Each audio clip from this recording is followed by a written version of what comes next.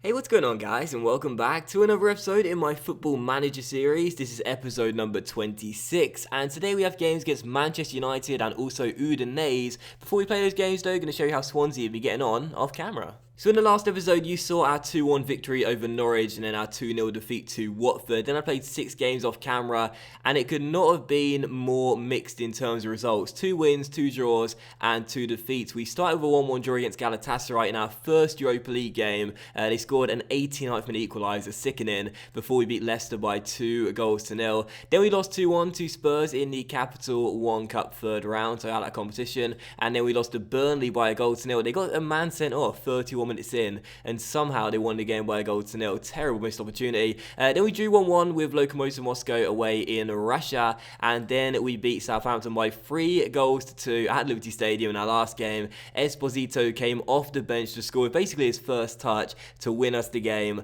late on. So that was fantastic. Now we've got United and also Udinese. In the Premier League so far right now, as you can see, 5th place after 7 games and a game in hand as well on quite a few teams. 13 points accumulated so far, not a bad start. And in the Europa League, we are in 2nd place in Group H, which you'll be able to see down where it goes. There it is there. Group H, 2nd place with 2 points. 4 off the leaders Udinese, who we play today. Also, real quickly, just before we go into the game, some injury problems. Benteke currently injured. He's out for 9 days. Lingard just coming back from his injury too. Sisto, of course, still injured. Andre Ayew just picked up a 2-month injury on international duty. Sigurdsson, of course, still injured. He's out for another month or 3 to 4 weeks, really, with his injury. And also Callum Wilson is also still out with his broken foot. So quite a few injury problems as we go into the first game of today's episode, and is indeed against Manchester United. And as you can see, the injury problems have affected my team lineup, but this is the side I have picked. Timo Horn starts in goal, a back four of George, Corker, Marlon and Hugo Malo. Further forward, Montero on the left, Kieran Trippier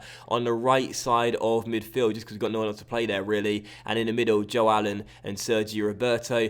Pereira is our attacking midfielder, and Gabby Barbosa is our lone striker. On the bench, Berisha, Brooks, Davies, Kadira, Lockhead, Wilfred Bonney, and Esposito, sure I should say. Lockhead, of course, the young kid we signed from Rangers at the start of last season. Said that really surprised. It's like, I picked this team myself. I know I put him on the bench. Lockhead? Really? Yes, I did this last night. Jamie Lockhead's in the team, and as you can see, he's actually been progressing okay in terms of his stats. Not too bad, and now 19 years old. Hasn't been called up to the Scotland side. He's only played 1 game for us in professional football. Hang on, no, we signed him.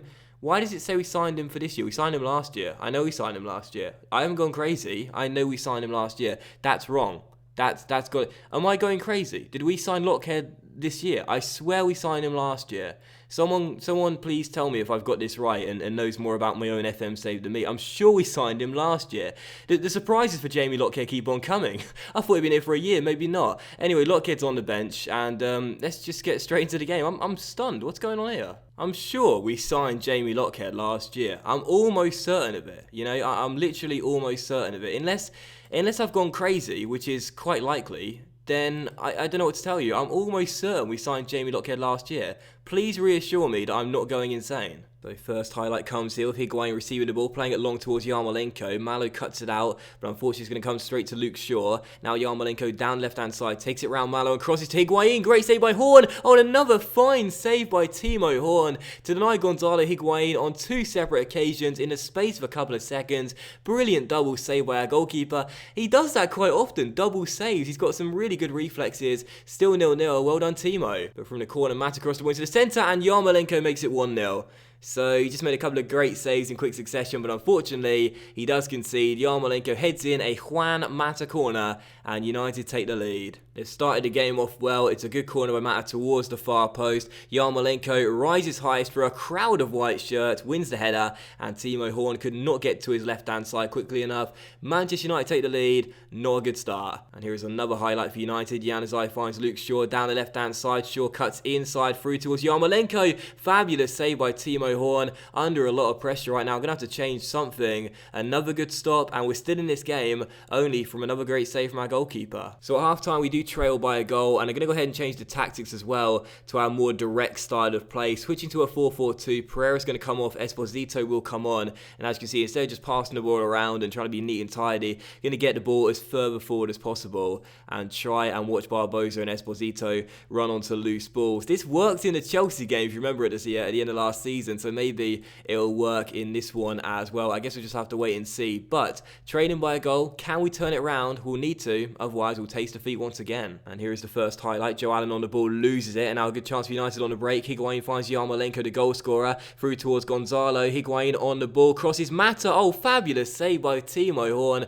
once again. This guy is absolutely crucial. Another big save by the German, and there'd be 3, 4, 5 goals up by now if it wasn't for our man between the sticks. Another great save. We're still in this. Come on, Swansea, though. We got to get some chances. Gonna have to passionately tell them to show some desire of some kind. We need to get something sorted, because right now, as you can see in the stats, we're just getting murdered. I don't really know what to do to change this, really. I can switch to an attacking style of play, but either way, we've got a chance here with Allen finding Trippier down this right-hand side. Takes it around Shaw, crosses Barbosa, surely, yes, get in! Manchester United 1, Swansea 1, and it seems the team talk has worked. We're back on level terms. Barbosa with a goal. He was pretty isolated in the first half. Maybe putting a strike partner up there has done the job for him, because it's meant that some of the defenders can't focus all their attention on Barbosa. So he sneaks in unmarked, taps in the cross from Trippier, starting on right midfield. Brilliant ball, simple finish, 1-1. Back on level terms. We don't deserve it, but we'll take it. And here is a highlight for United of Ferreira finding Higuain, who could be through here, and it's another fine save by Timo Horn. Oh, Timo turning up. Another big stop, and it's still 1-1. So maybe one final chance for United to win all 3 points here. Yarmolenko on the ball, tries to take around Malo and finds Luke Shaw, crosses to the centre, and Gomez couldn't get there, and Timo Horn does well to claim it, and that should be that. So final score at Old Trafford, Manchester United 1, Swansea 1.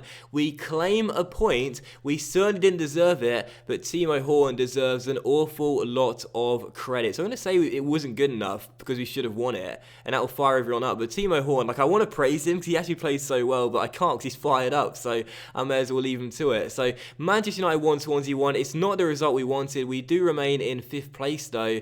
It's not been a great start to the season, but surprisingly we're not further down the table. 5th place right now is where we would like to end up finishing come the end of the season if we could. Another European place for next season, but again, it's just quite surprising how our form to start the season off hasn't been amazing. Only 4 wins in our first 8 games, but we got 14 points. We're in a Europa League place. We'll take it. And as we come into our second game in today's episode, then we do take on Udinese in our Europa League group stage. This is the 3rd game of the group stage, and this is the team I've picked. We're reverting back to the 4-4-2 because, of course, those changes worked at half-time in the last game. So going to our more direct type of play. The 4-4-2 sees Timo Horn keep his place in goal, of course, back for Davies, Brooks, Williams, and Hugo Malo. Further forward, Lingard on the left-hand side, just coming back from injury and getting put straight in the first team because I'm a madman. Trippier starts on the right side of midfield, and in the middle, Sam Redmond and Sami Khedira. Redmond as well, by the way, guys, should say, was called up to the Welsh squad for the recent international fixtures, but sadly didn't get a cap. But hopefully he'll get on not before long, our 19-year-old academy graduate. He starts alongside Sami Khedira anyway, and then further forward, Boni and Esposito start up top together. On the bench, Berisha, Marlon George, Sergio Roberto, Jefferson Montero, Andreas Pereira, and Gabby Barbosa. So, did Stephen Corker just disappear, or are my eyes playing tricks on me today? I'm not entirely sure. But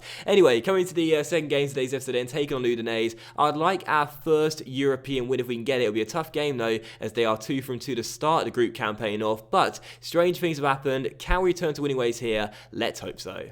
And here is the first highlight of the game with Bruno Fernandes getting on the ball and finding Vera. And he plays it long towards Destro. He's through 1-on-1. Surely, oh, big block, and then Lingard clears it. Not fully dealt with Marquinhos. Destro makes it 1-0. And Udinese started the game off brightly with a goal inside the first 10 minutes. We're going towards the linesman to complain about offside. That's Lingard and Brooks there. But I'm not entirely sure. I didn't think it was offside on the 2D classic screen. We'll see it on the 3D. Destro was tackled here. Lingard cleared it. It came to Marquinhos. And actually, he might have just strayed a fraction offside there, Destro. Not entirely sure. That was close. That was quite close. Destro scores though. Udinese take the lead. Not a good start. And here is the second highlight here with Sami Khedira finding Lingard. Long ball through towards Esposito. Down the left-hand side. Crosses Boni. Surely, yes, get in. Back on level terms. Just 8 minutes after conceding. Wilfried Boni gets his 5th of the season. All carrying in the Europa League. Lingard with a great free ball towards Esposito, who grabs the assist with a cross just before the ball went out of play. And Wilfried Boni in the 6-yard box volleys the ball in. 1-1. Get in. I mean, I'll be honest. 3 draws from our first 3 Europa League group stage games is not how I wanted to start this campaign. campaign off, but as things stand, it's enough for us to still be in second place, and to qualify for the knockout stages, even if it is in second place, not top in the group, now we're third. Okay, I'll just shut up then. Why is it, whenever I'm talking about this sort of stuff, like, something always happens to make me look like an idiot? It always happens with the offside goals as well. It's like the game knows when to make me look like a fool. We actually played really well in the first half, and I think all we need is one goal, and we'll take control of this game. But sadly, Destro could be free here, but Williams takes his man down, and Williams is going to be off for a second book of defence. You know, I was debating taking him off at half-time, because he wasn't playing well, and I really wish I did. I thought, no, I'll trust my captain, I trust the skipper, but he's got his second book in and he's off, and we're down to 10 men, and once again it's just one of those moments where I'm made to look like a complete idiot. Right, what do I want to do here then? So I'm going to go ahead and take off Jesse Lingard and bring on Sergio Roberto and play a 4-1-2-2, if that makes sense, or a 4-3-2, but with a defensive midfielder in Sam Redmond. Mallow's going to push in and play centre-back, and Trippier will drop back to play right-back.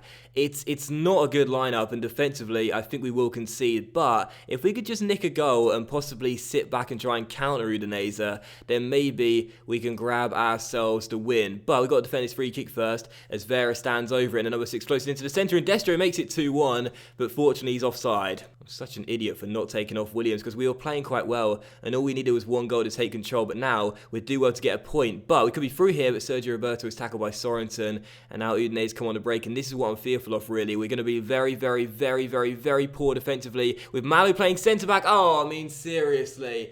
How is your luck? Ballet just scored, but I think that should be an own goal from Timo Horn, because if I saw that correctly, he made the save, turned it onto the post, and then it hit him and went into the back of the net. Balic takes it. Did I get that right? It hits the post, hits Horn, and goes in.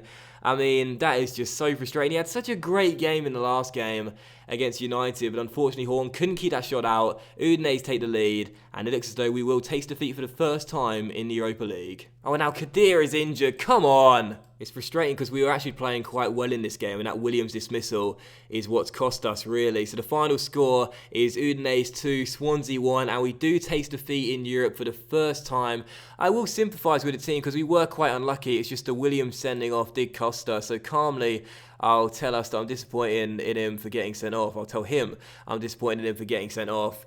And that's such a shame, man, because I really felt as though all we needed was one goal to take control, and after Williams got sent off, that really cost us the game. But that's my fault for not subbing him off at half-time like I should have done, and that does mean after 3 games, we are currently, when I can load Group H, if I can find just Group H on its own, there we are, 3rd place with just 2 points, and 2 points off Lokomotiv Moscow. So things were doing alright, and now we're out of the qualification places. But we will end the episode on a positive note, and that is that Timo Horn just signed a new contract for us, a new 5-year deal here at the Liberty Stadium. We can't blame him for the second goal in that game against Udinese. It was just really unlucky. But Horn signed a new contract, and the best thing about it is that I managed to take out his minimum fee release clause, which is awesome. Timo Horn stays for another 5 years, and that is awesome. So thanks for watching today's episode in my Football Manager series, guys. I really hope you have enjoyed it. I shall return with games against... Oh, we've got some tough fixtures coming up here. Do you know what? I'll return with games against Galatasaray and Spurs, because that penultimate group stage game